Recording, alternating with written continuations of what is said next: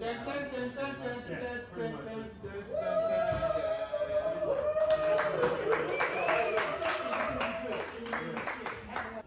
you guys! Welcome to Steele Wars. I am Steele Saunders, and I do love Star Wars! We're here, live, in the Exford Winter Garden Room. I always love that it's called something so elegant, considering the things that I've heard set up here. And we just watched the Book of Boba Fett with all our Melbourne Star Wars fans. So give yourselves a round of applause. I'm like in a state of shock because I did spend like about 8 months of my life thinking I'd never do a live podcast again.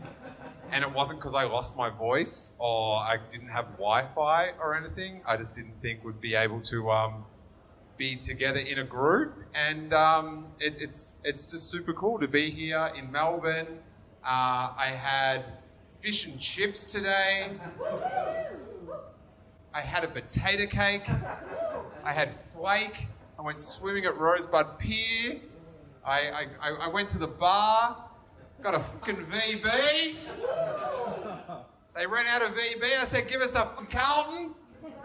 I loved it. So life is good, and I'm very happy to be here with you guys watching new Star Wars content. So we should also observe the day, which is Diego Luna and Catherine Kneen's birthday in the front row. Nino, who's I reserved a birthday seat, but yeah, it is. I'm so stunned because I just watched that and that was awesome. But I'm also stunned that I'm here. So yeah, good vibes. I'm feeling it. Happy to be here. And I thought to start things off, we would hopefully find someone that's feeling it as much as me for different reasons. What's up, buddy? All right, talk up, Hawes. You're at the Exford Hotel. Hello. Oh. Hey, see in the front row? That's Catherine Kneen. It's her birthday. Happy birthday, Catherine. Hey, so for those that don't know, Hawes is like a Boba Fett guy. You know, he ride or die through the 80s, through the 90s, through the 2000s. And I got to say, the 2010s, they were a bit bumpy for you, Hawes. But this is your time. This is why we do it. Did you enjoy the first episode? I did enjoy the first episode. I wasn't expecting most of it to be Boba Fett getting beat up in his pajamas. Well, that's like a metaphor for the last 20 years of you being a Boba Fett fan. It sure enough is, isn't it, buddy? Because you hear, they're going to make a Boba Fett film, so you go to bed and dream, and then you wake up, and it's just a gaffy stick to the head. Trank pissed everywhere. Or it did more than that, maybe. Let's leave that for the dreams. But, so, are you a satisfied little Star Wars fan? Yeah, I wish I could see the next episode right now. Well, you can't, you greedy bastard. What was your highlight, apart from Max Rebo Lives? Well, that was going to be what I said was Max Rebo. I don't know about that whole sand cracking thing, but I liked Boba Fett beating it up. Oh, I couldn't believe that something so wacky just came out of the sand. I was just, like, giggling the whole time. I thought it was pretty neat, but I like that, and I also really like, I thought it was cool that they did the episode 2 flashbacks at the beginning. Oh, that got a big pop here. We got a little bit of... I love the irony that, like, Daniel Logan's in it, but he didn't get to be in it again. Yeah. Well, did you see they gave him the credit at least? Oh, okay, tight. All right, well, I just had to check in with you, buddy, because I knew this was a special time. It is. Hey, you guys have a great time. Thanks for having me, buddy. And I hope everyone enjoys the irony that I flew here to do a podcast and then rang someone back in America. Yeah. I get it. First guest, buddy. First guest. Hey, thanks, man. All right. Well, happy. I can't wait to listen to your little podcasts and all that good stuff. And just happy Christmas to you, Hawes. Same to you guys, buddy. All right. Later, beard.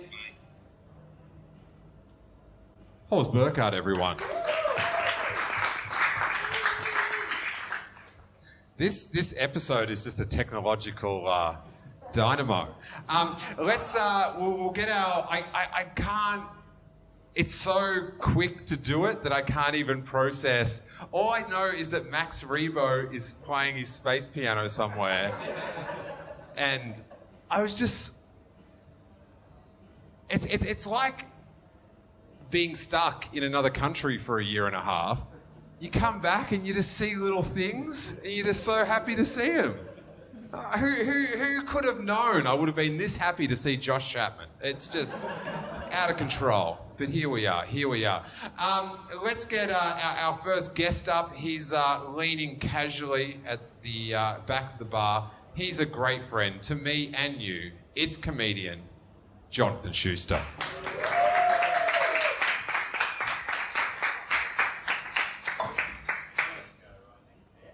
You can go there. Turn on the microphone. Hello, check. Yeah, I was a bit nervous to sit here, but Dude, I was tested like 2 days ago. Yeah. And I'm... Oh, not COVID, as in as a normal Star Wars listener, I don't want to sit next to the king, the guy who laughs at shit. I'm like, I guess that's something.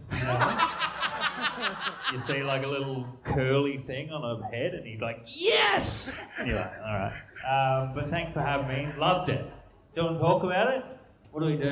No, I want to talk about how your reason for not sitting near someone is their Star Wars knowledge. I feel like I should be there, and then you've got someone and you're going like, the zip zops are sick. And then I'm like, going like, oh, the yellow things, yeah?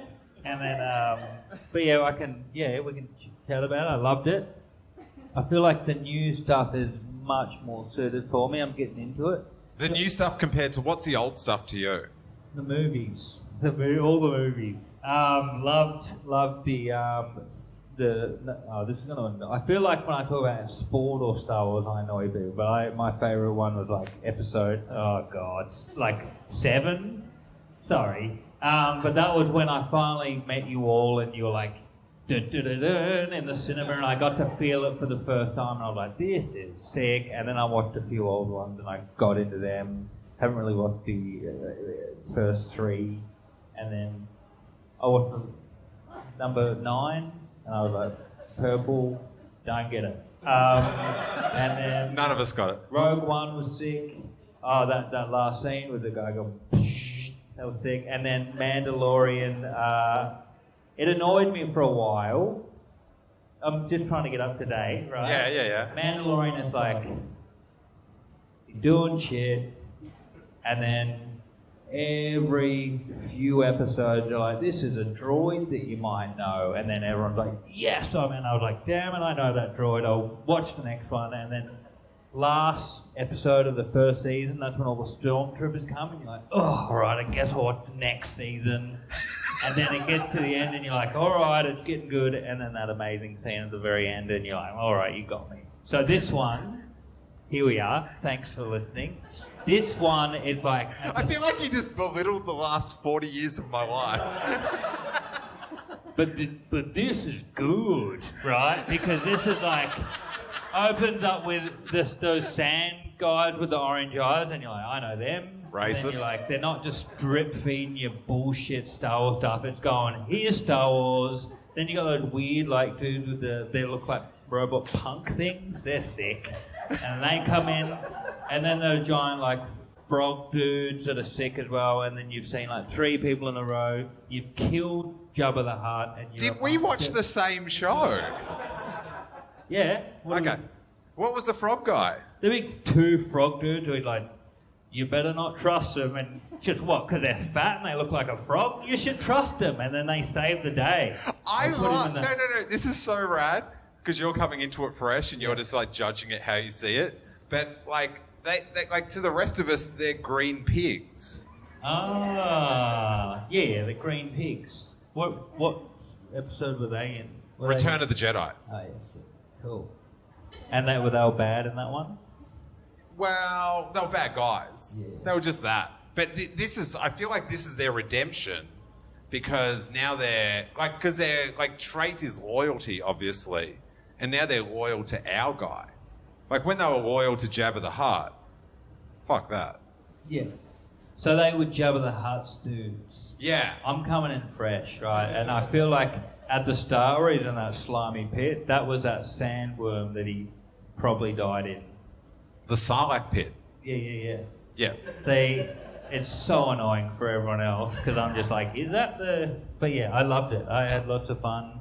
Okay, I want to do something because you've hit something that I'm very confused about. So I'm going to invite someone else that might be able to help me out. But you stay there. Yep. You can stay there. Let's welcome to the stage Josh Chapman because I've got a question.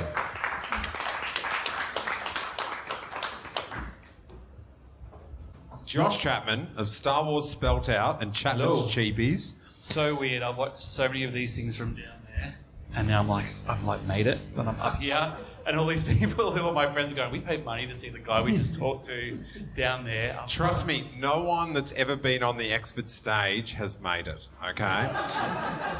Why was there a stormtrooper in the Sarlacc pit? I was thinking the same thing. Like I wanted Schuster, were you thinking that as well? show me a Man, weak way. I didn't know it was a Snorlax, but... Is it just an unfortunate one who got chucked in ages before?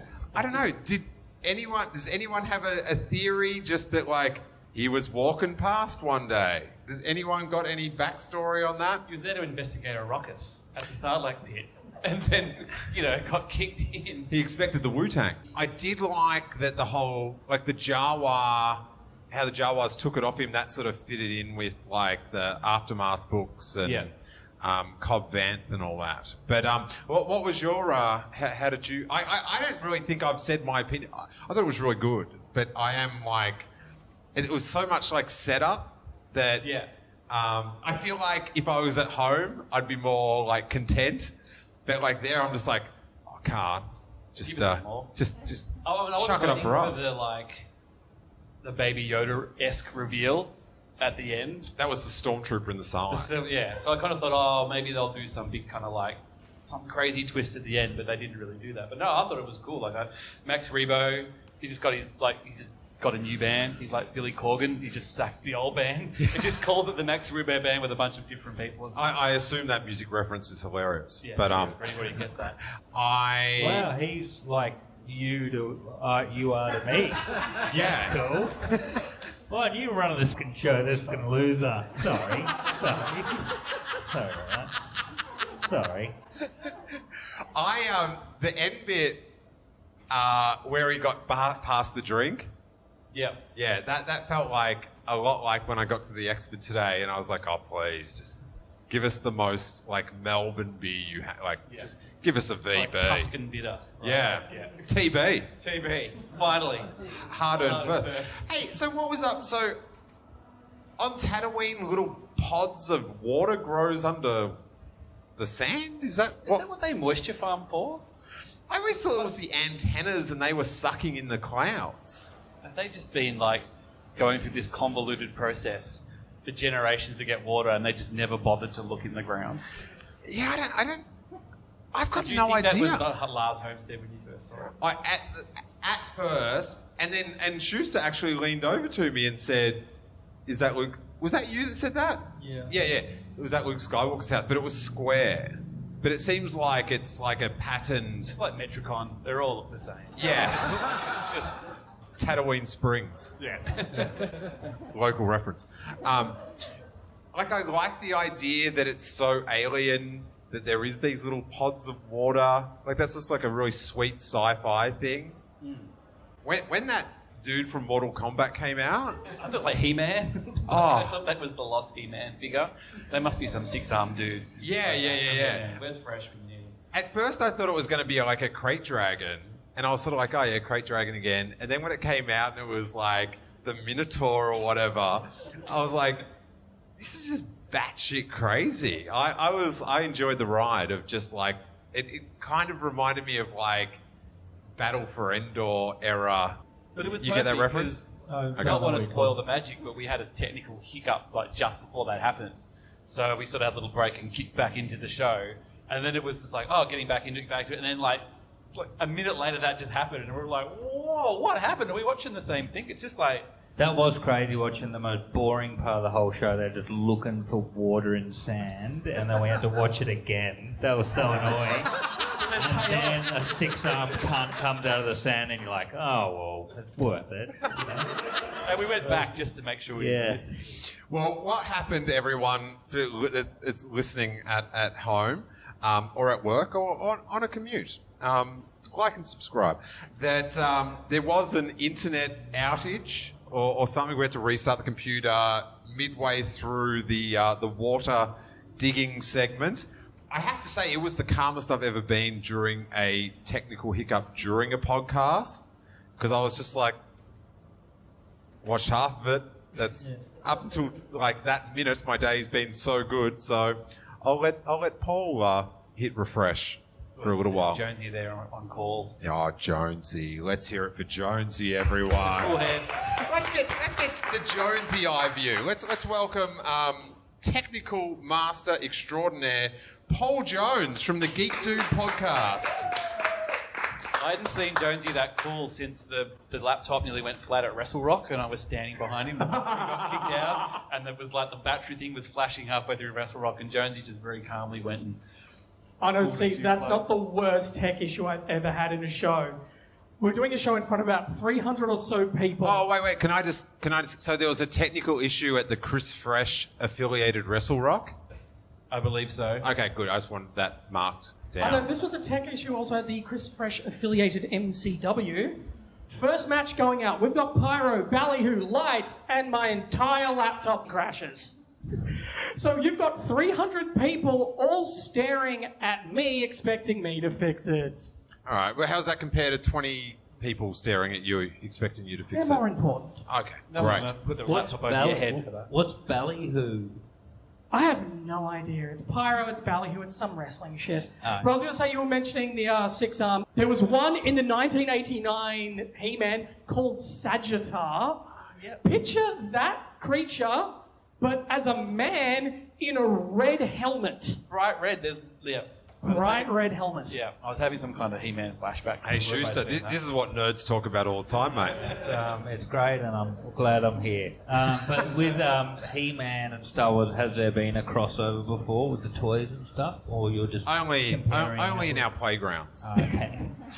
What did you make of the whole thing, Jonesy? I reckon I was telling you off stage that they've done a lot of heavy lifting in this first episode. Because obviously, leading into this, everyone was kind of speculating, are we going to get this, maybe get this? First 5 minutes, you got Boba punching his way out of the Sarlacc pit. And then he's sitting there strapped to a post while the Tuscan babies poke him with a stick. The punch through the Sarlacc, because I didn't expect it to come... Like away from the mouth. Yeah, away from the... I always expected to... Like, if I was going to get out of a Sarlacc, and maybe this is why I never have, is I would go up, like, past the teeth. I'd go where I came from. There was no, special edition mouth either.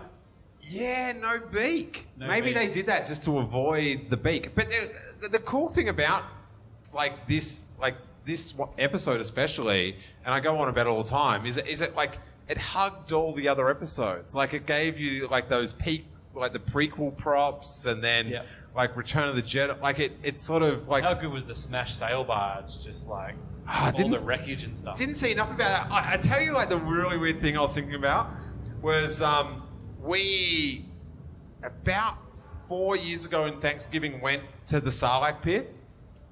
I went to where they filmed it in Arizona, and we found little bits of, like, foam of, like, from the Sarlacc and bits of, like, 2x4 from... They blew it up for real, didn't they? The set, or bits of it.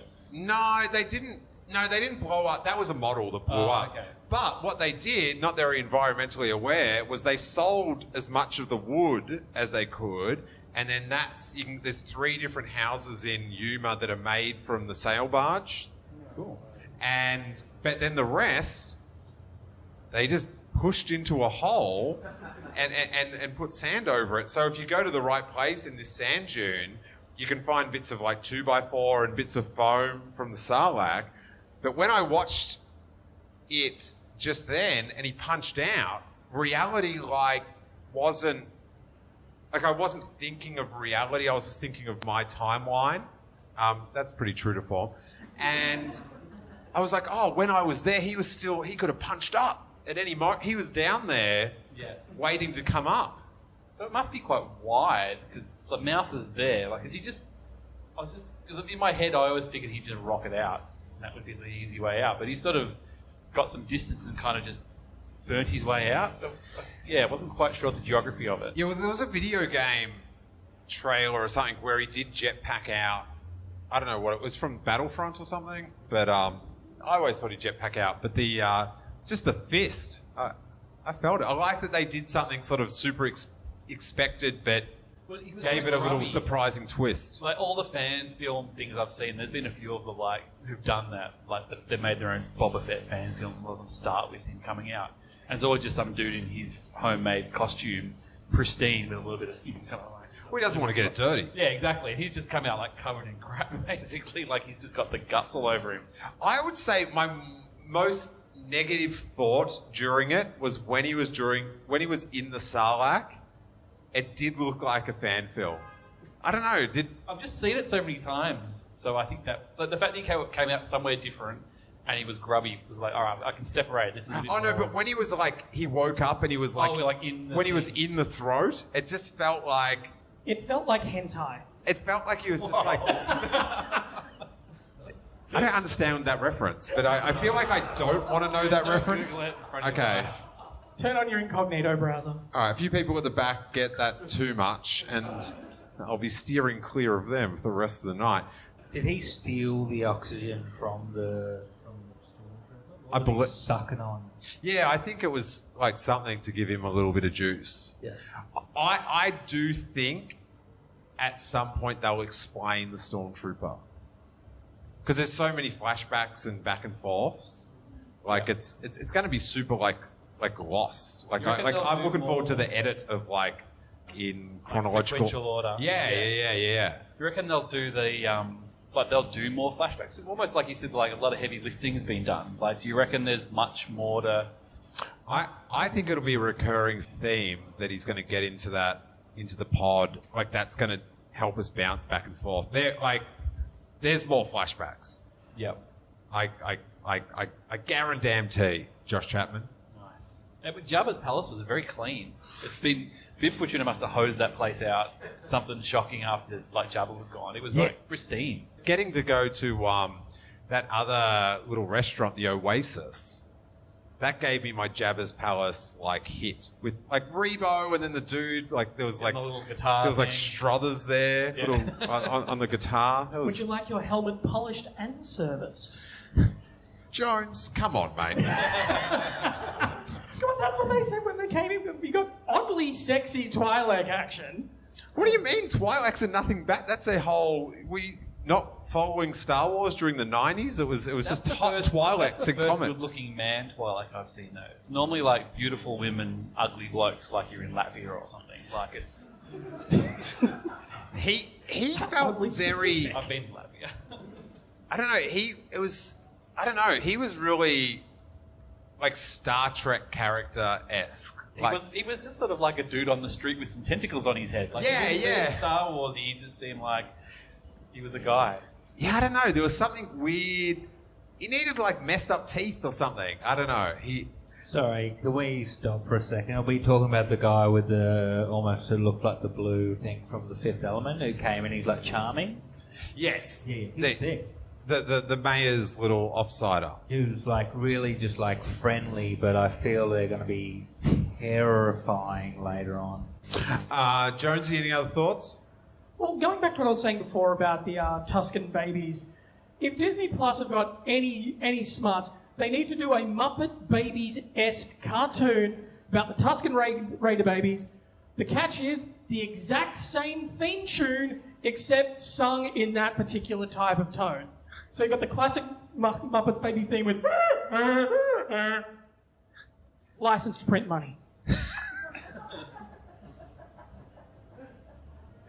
Paul Jones, everyone. I popped me, that's all I was hoping for. Thank you, good night.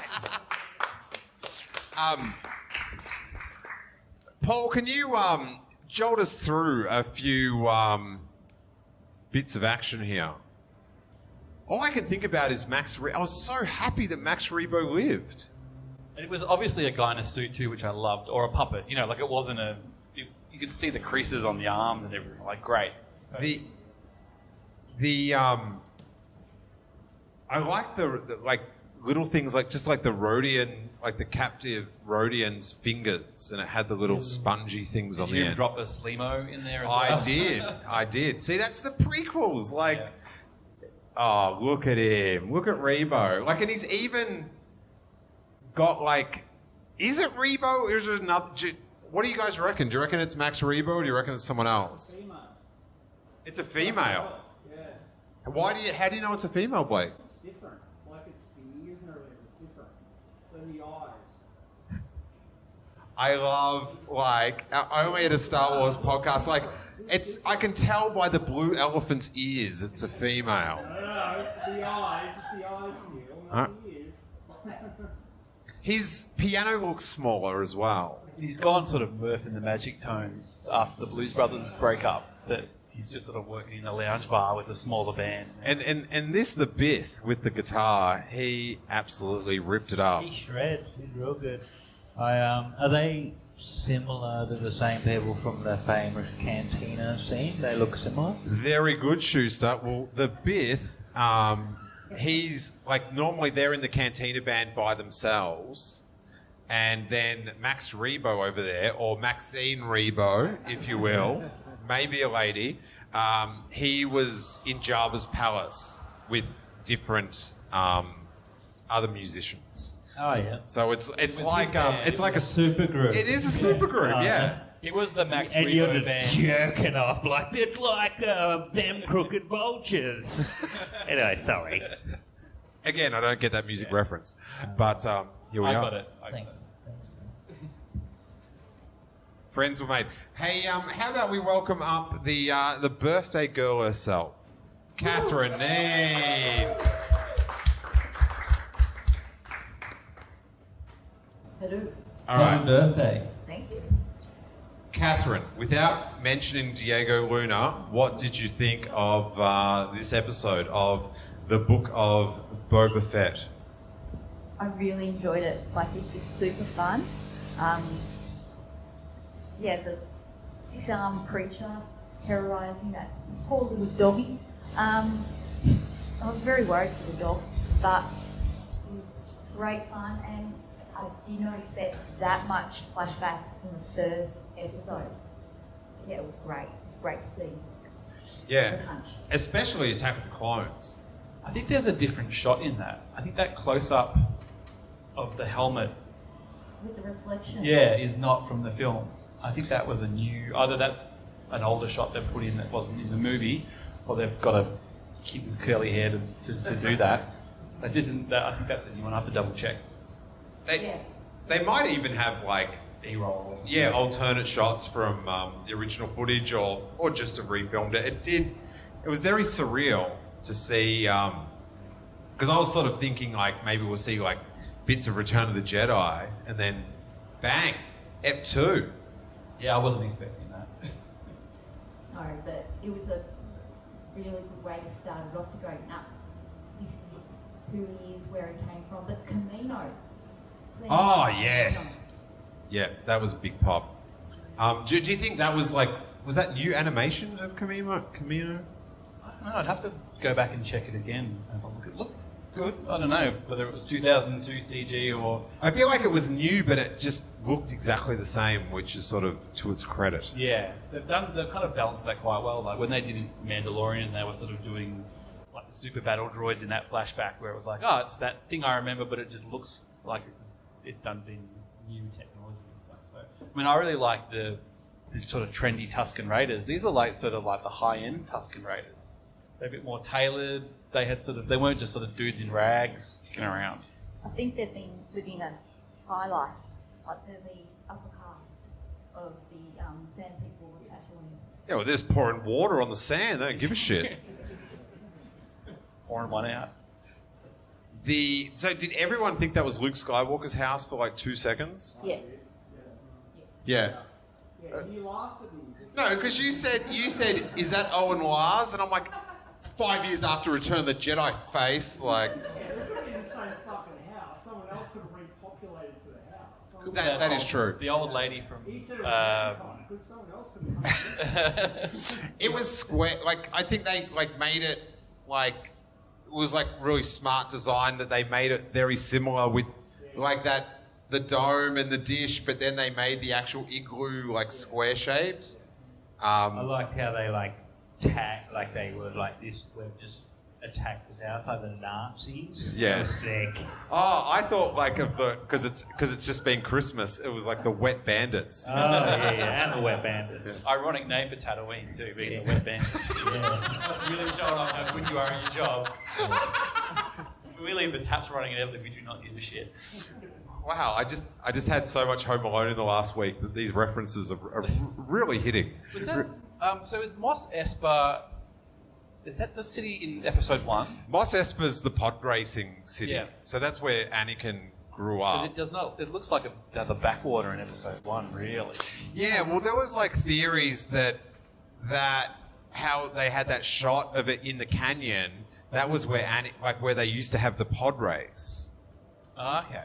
So I'm not sure if that's going to like. That's where you want to live because at least there's a little bit of shade down there. Yeah, well, I was wondering, like in the Star Wars universe, like are rents really expensive on the edge because you've got like a sweet view of like Mos Espa or not? Do you know what I mean? Yeah. Because like that's like in where I live, like on the edge of the cliff. That's where you get your top dollar. So is the Sarlacc pit like Crazy Burn or?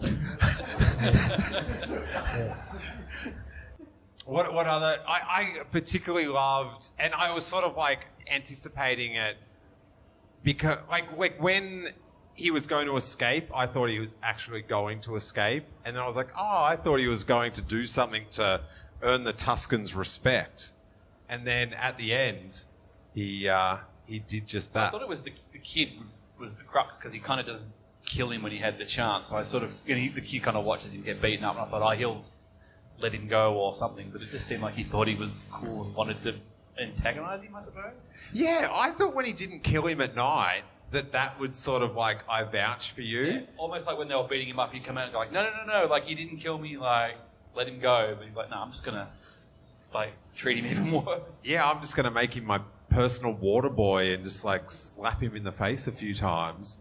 But I did like that shot at the end where he was like on the back of the Minotaur or whatever that thing was. That, Fantastic that shot. Just brutal riding. His creature, whatever name we sign next week is. Yeah, someone will come up with something clever. Just riding it. The like holiday special vibes almost when Boba Fett's riding the dinosaur. yeah. What about when he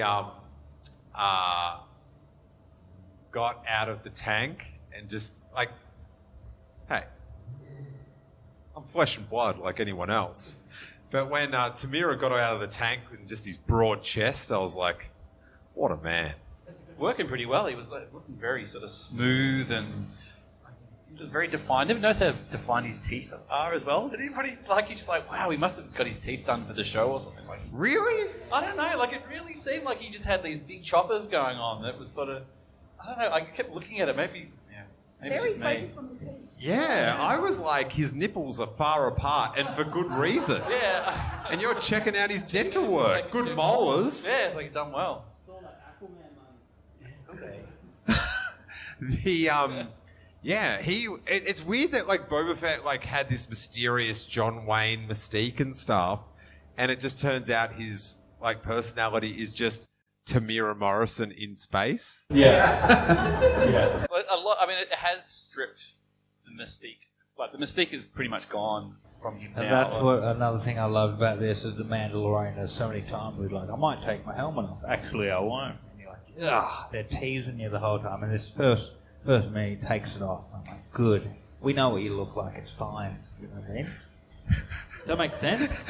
Yeah. Man, Roy and the Star, they're just teasing you. Schuster treats Star Wars like a strip club. Yeah, I do. Just get straight to the... I won't say.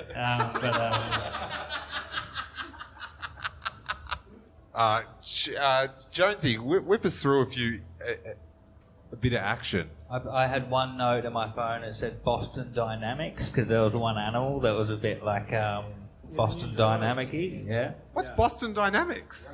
You know those robot videos you see that come up on YouTube and they're like kicking this and it's just going like... And it comes back up again and they're just trying to knock over... It's like, there's a Boston Dynamics robot in here. It's a droid that looks like a dog. Yeah.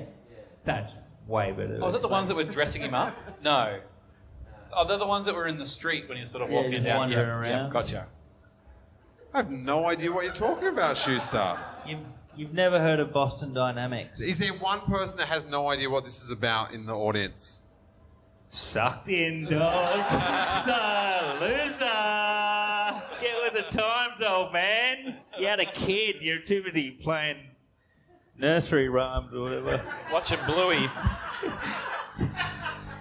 Get to the I'll show you Boston, though. What? Okay. You'll get it. He's gone for the good life now, though, hasn't he? Like, he's a guy who was essentially living in his car, a working man, and then as he's got a bit of power, he's got like the personal spa, he's got the droids putting his own gear on, he's living in the penthouse. Yeah, I sort of thought for a little bit, like when that dude came, like on behalf of the mayor, and was like, or the mayor, whatever, and was sort of like, oh, you give us money, and they're going back and like they're like, oh, he wants money from us. Yeah. I sort of thought that was just like on the edge of too much comedy. Like they sort of seemed like a real joke, those two, for a couple seconds, but then it sort of like tore it back in. But like it's like his motivations, a thing that's kind of I'm not quite sure. Does he just always want to be the big dog, or is there sort of more behind it? Is it a means to an end, or yeah, like when he would sort of say, "But I'm the crime lord." Like it seemed sort of like he'd just, like I'm going to be the crime. He doesn't really know what that means. Yeah. It's really good. And then when he went to see Jessica Biel, and like in the Oasis or whatever, I was like, is she going to give him money, or is she going to like blow him off? But then she treated him with respect. Yeah.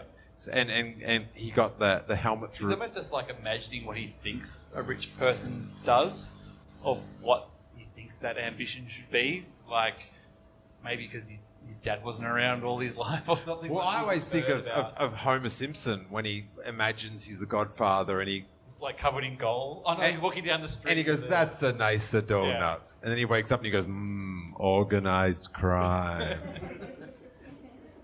But, What's Boba Fett's partner? What's the story? With Fennec Shan, she was a bounty hunter in the Bad Batch era. I'm looking at Josh. Yeah. Yeah, so she was like just after the prequels, she was like a new bounty hunter, but she's always in the storyline sort of worked, that we know of, sort of been a bounty hunter for someone like good sort of thing. So, and then she was on the run in Mandalorian Season 1, Episode 5, The Gunslinger, the debut of Toro Calican, and she got shot in the gut, and then Boba Fett brought her back to life in the next one, in Season 2. Do you think she's got a sort of ulterior motive going on? Do you think she's biding her time?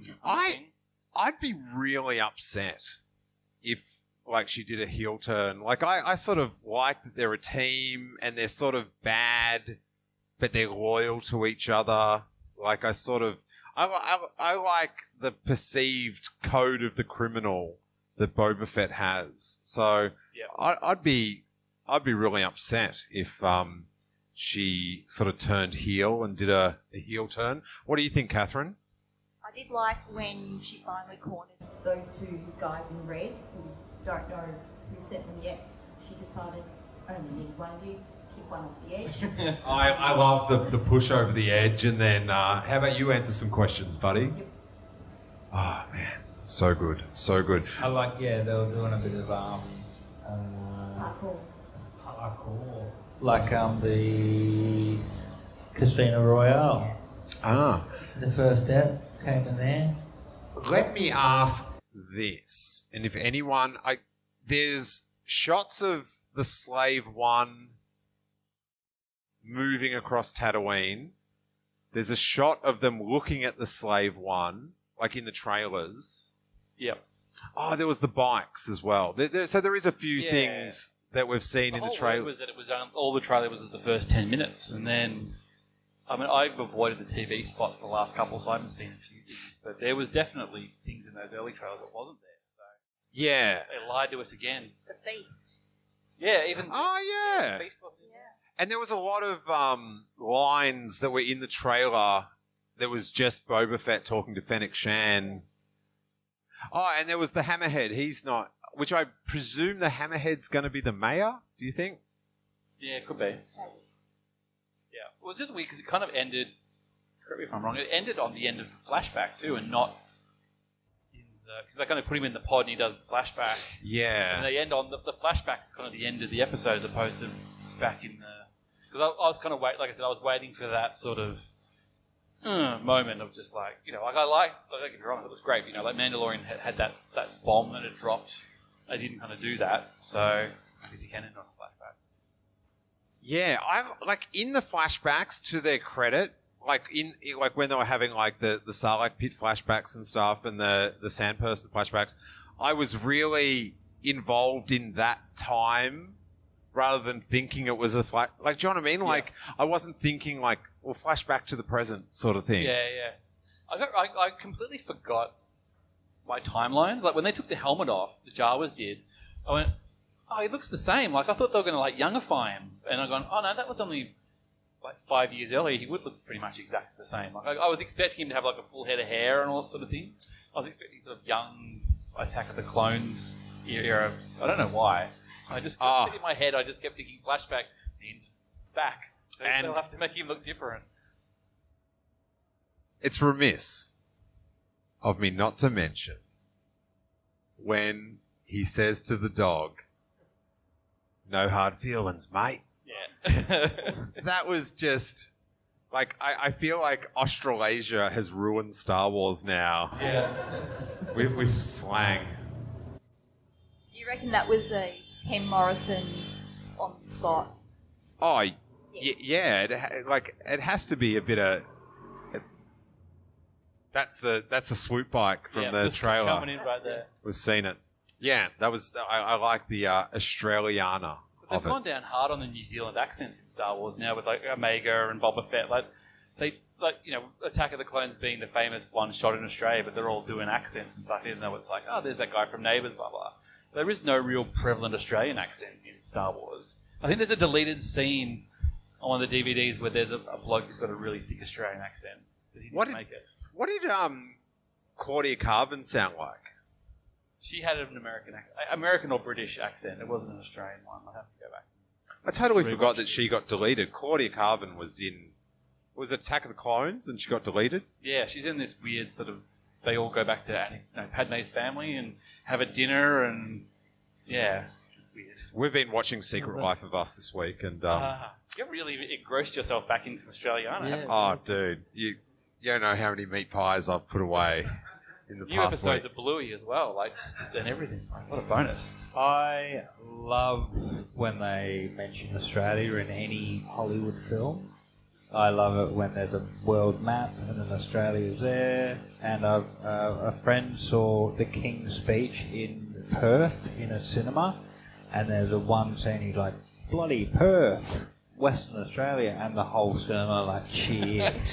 Is it like And that's Independence how I feel Day like- when you saw the Opera House in yeah. Independence Day? Dude, I remember opening night, midnight screening. We drove up to Frankston to see the midnight screening. And, when the ship was next to the Opera House, it was...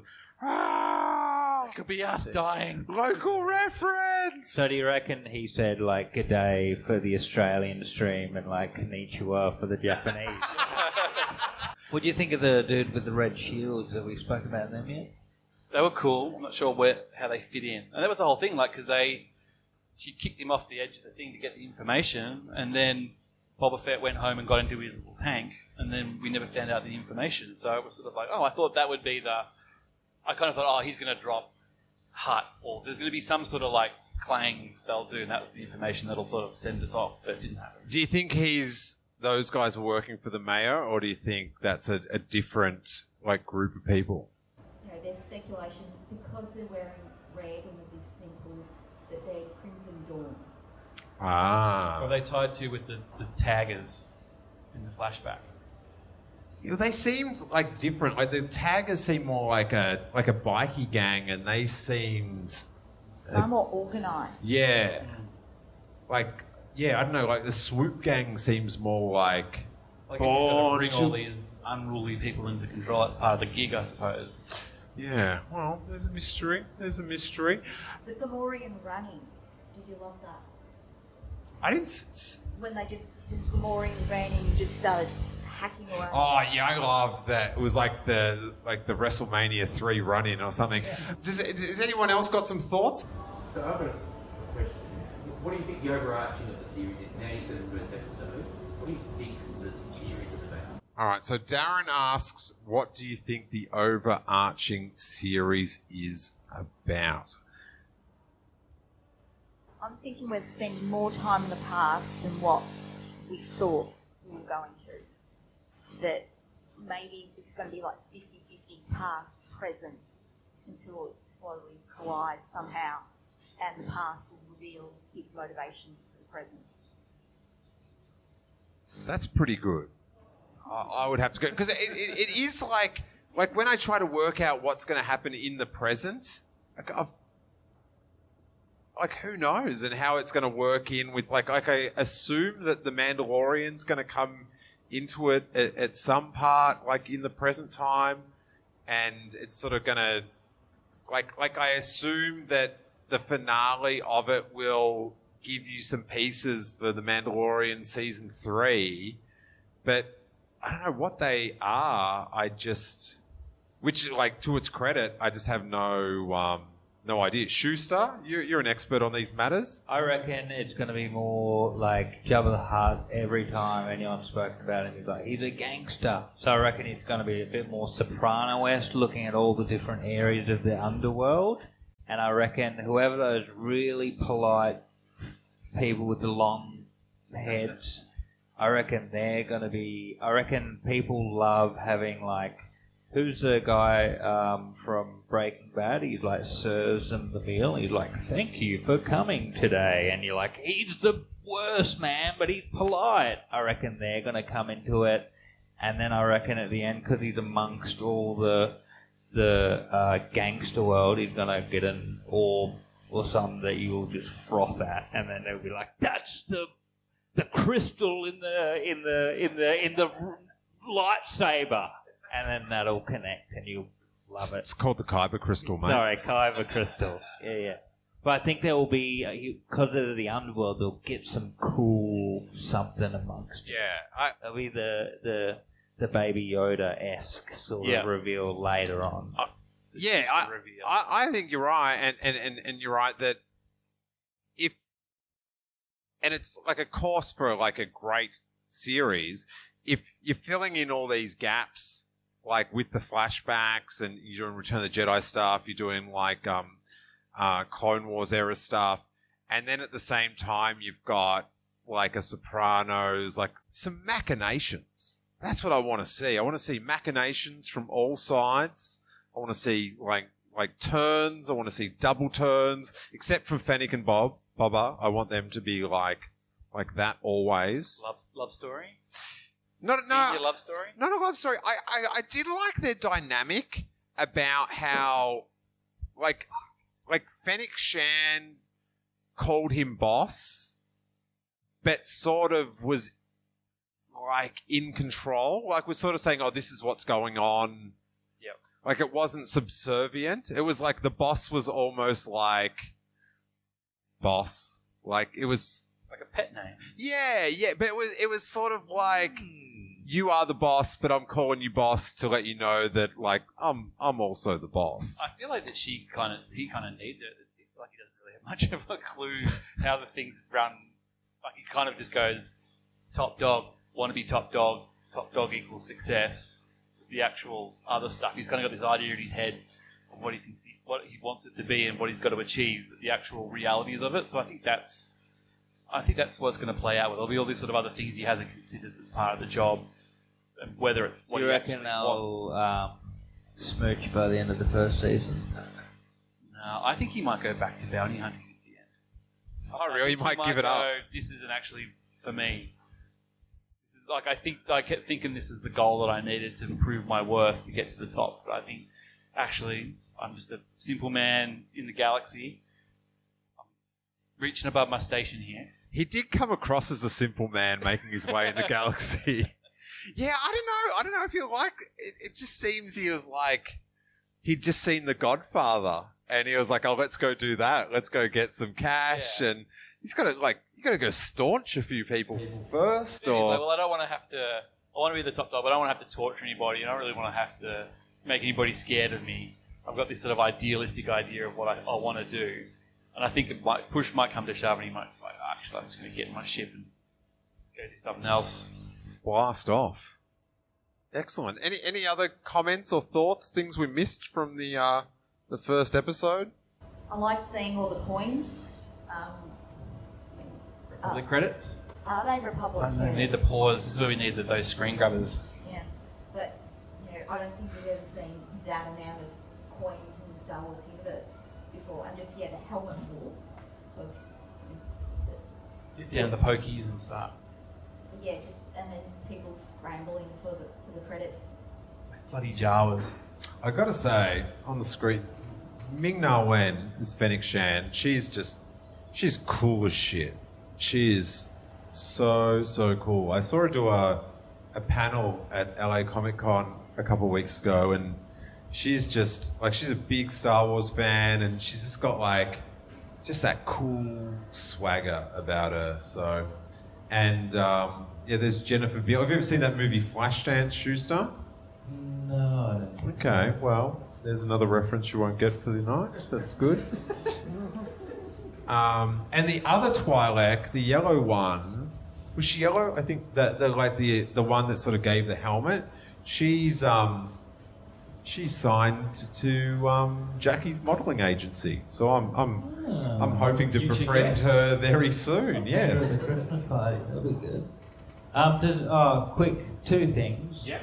Love it. I'll do an audience question first, but Matt Berry, who I guess I'm a fan of, he's like in the Mighty Boosh and stuff, and he has that like very like hello. Hello. Yeah, that's both bad. But it came up in the credit. Does anyone know who he played? I tried to IMDb it. He was the droid at the start.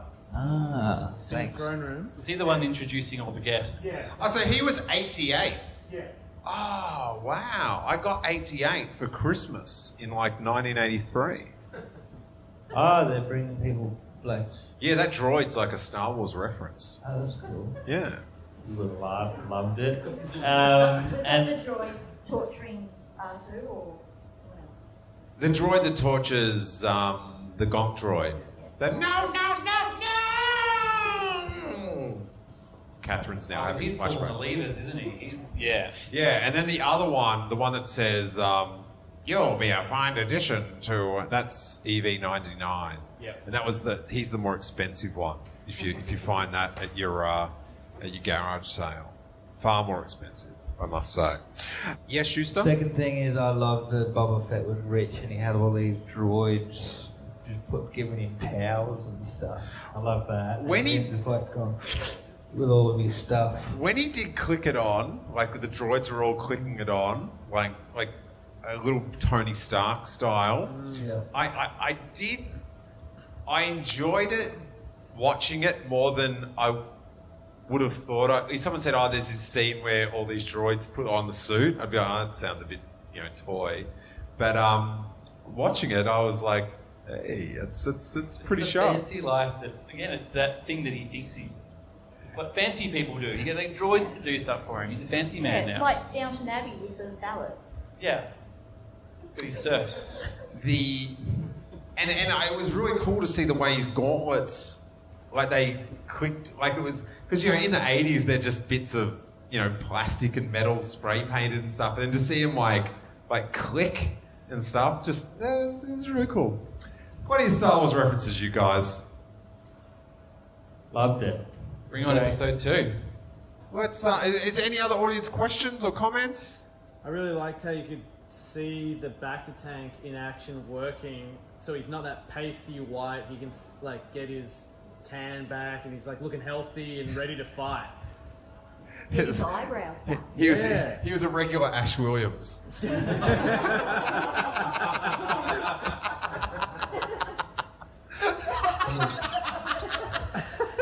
That's a good reference. Alrighty, well, thanks you guys. Thank you, Catherine, on your birthday. Chapman, Schuster. Now, to close it out, I'm going to try to do something that will possibly ruin the show. So... Oz must be in bed by now, surely. Let's see if I can get this going.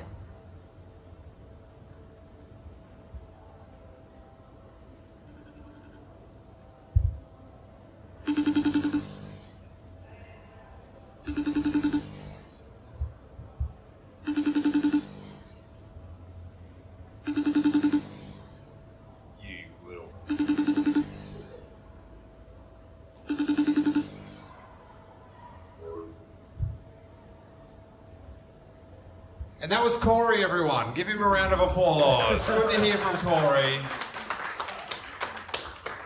You'd love Corey. I think that might be your little brother. Hey, it means the world that you came to hang out to watch some new Star Wars with me, and I didn't think I was going to be here for a little while. Nice to have you back. Oh, Shuey. Thanks so much. Thanks to the Exford. Thanks to everyone that helped to organise. Jamie McCartney and Joe at the Exford. Jonesy on sound. All the crew. And thank you guys for the sweet vibe. And may that force be with you.